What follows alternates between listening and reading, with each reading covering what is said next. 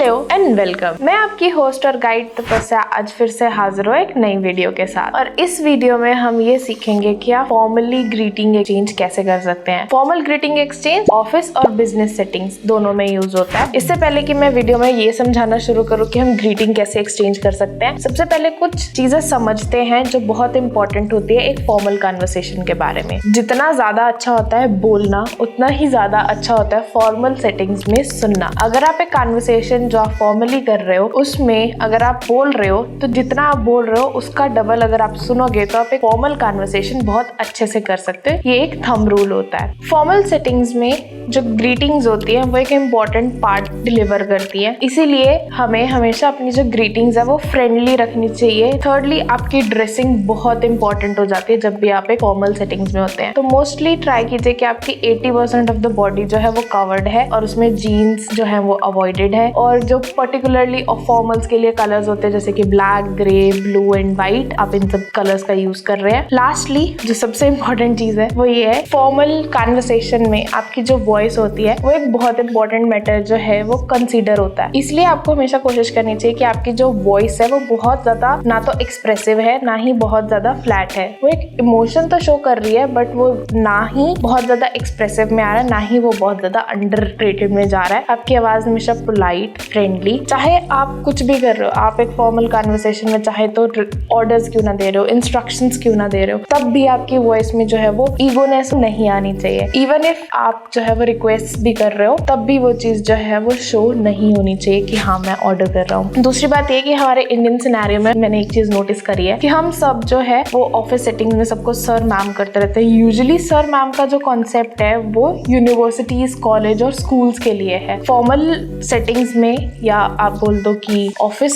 Settings में, professional settings में किसी को भी सर मैम करके एड्रेस नहीं किया जाता। यूजुअली जो एड्रेस होता है वो हमेशा आपके या तो नाम का लास्ट वर्ड जो होते हैं, जैसे मिस्टर सिंह, मिस तपस्या। अगर किसी ने मुझे एड्रेस करना होगा तो वो मिस शर्मा बोलेगा या मिस तपस्या बोलेगा। या तो आप किसी पर्सन का फर्स्ट नेम यूज करते हो या आप किसी पर्सन का जो है वो लास्ट नेम यूज करते हो। सर मैम जो है वो कॉलेज, स्कूल और यूनिवर्सिटीज के लिए बना है, एक फॉर्मल सेटिंग्स के लिए जो है वो नहीं बना। अब शुरू करते हैं इस वीडियो को। तो जब भी आप फॉर्मली ग्रीटिंग्स कर रहे हो उस टाइम पे आपको ये ध्यान रखना है कि आप किसी भी कन्वर्सेशन को स्टार्ट करने के लिए हेलो बोल रहे हो या हे बोल रहे हो या हाय बोल रहे हो। वो डिपेंड करता है कि आप ब्रिटिश इंग्लिश बोल रहे हो या आप यूएस इंग्लिश बोल रहे हो। यूजुअली हे का कॉन्सेप्ट जो है वो आता है अमेरिकन इंग्लिश में, और अगर आप बात करें ब्रिटिश इंग्लिश की तो वहाँ पे जो कॉन्सेप्ट आता है वो आता है हेलो। और फॉर्मली अगर देखा जाए तो हम हेलो ही बोलते हैं, हे या हाय अवॉइड ही करते हैं, क्योंकि यूजुअली फॉर्मल सेटिंग्स जो होती हैं वो अथॉरिटी के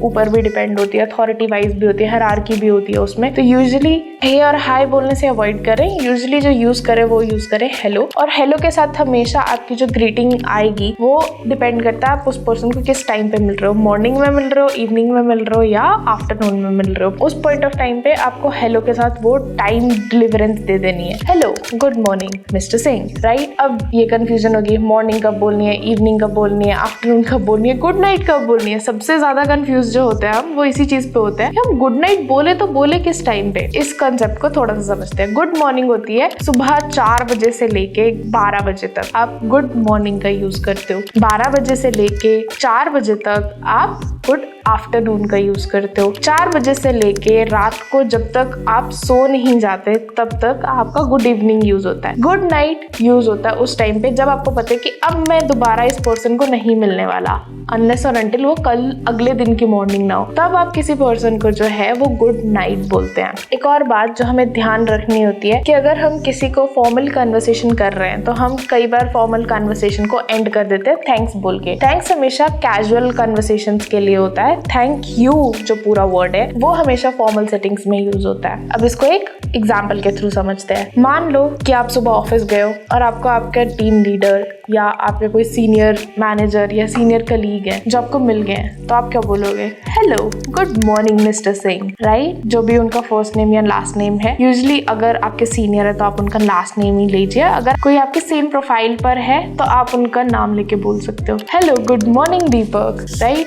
सो आप इस तरह से कन्वर्सेशन जो है वो स्टार्ट कर सकते हो और अपना जो सबसे पहली ग्रीटिंग एक्सचेंज होती है वो हमेशा हेलो ही होती है। जैसे हम हिंदी में नमस्ते करते हैं, इंग्लिश में जो है वो हम हेलो बोलते हैं, और जो पूरा सेंटेंस जो है वो बन जाता है hello good morning mister Singh, how are you doing today. अब समझते हैं कि एग्जाम्पल के साथ कि अगर कन्वर्सेशन हो तो वो पूरी कन्वर्सेशन कैसे होगी। लेट्स टेक एग्जाम्पल कि मेरे कोई बॉस है जिनका नाम है मिस्टर दीपक वोरा, और वो मुझे सुबह सुबह ऑफिस में एंटर करते हुए मिल गए हैं। तो उस टाइम पे मैं ग्रीटिंग एक्सचेंज कर रही हूँ, और ये ग्रीटिंग एक्सचेंज है दीपक वोरा और मेरे बीच। तो वो कन्वर्सेशन जो है वो कैसे साउंड करती है या आप ग्रीटिंग एक्सचेंज कैसे कर रहे होंगे, वो इसका एक एग्जाम्पल है। Hello good morning mister Vora, how are you doing today. I am good miss Sharma, how about you. I am doing great, thank you for asking. I would like to know how did you crack that client. Nothing much, I just help him weigh up his competitors. That's clever of you. I will take a leave from you right now and enjoy your day ahead. अब आपने देखा कि एक छोटी conversation हुई, small talk हुई, जहाँ पे मैंने दीपक वोरा जो कि मेरे एक बॉस थे उनके साथ एक कन्वर्सेशन करी। तो इस तरह से आपकी ग्रीटिंग एक्सचेंज भी हो गई और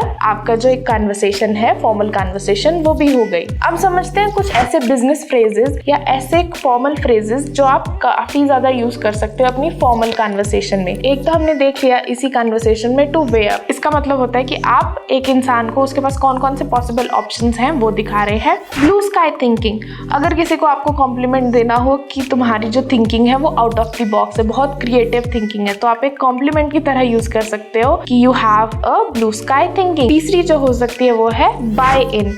इसका मतलब होता है कि मैं तुम्हारी कोई भी बात तभी मानूंगा अगर तुम मुझे कोई फैक्ट्स एंड फिगर लाके बता सकते हो। I will buy in your idea if you could prove that it's right.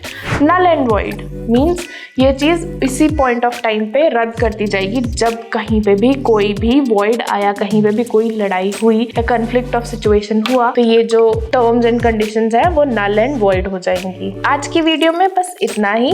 मैं आपसे मिलती हूँ नेक्स्ट वीडियो में, जिसमें हम सीखेंगे कि अगर आपको एक स्मॉल कन्वर्सेशन करनी हो किसी नए कलीग के साथ, या फिर आप किसी कैजुअल सेटिंग में हो और आपको आपके फ्रेंड्स ने या फैमिली रिलेटिव्स ने किसी नए पर्सन से इंट्रोड्यूस करवाया है, तो आप कौन C small topic of conversation जो है वो कर सकते हो इंग्लिश सेंटेंसेस में। तो अगली वीडियो में हम उस पर बात करेंगे। तब तक के लिए आप वीडियो को लाइक, शेयर और चैनल को सब्सक्राइब कर दीजिए, क्योंकि इससे हमें आपका जो है वो फीडबैक मिलता है।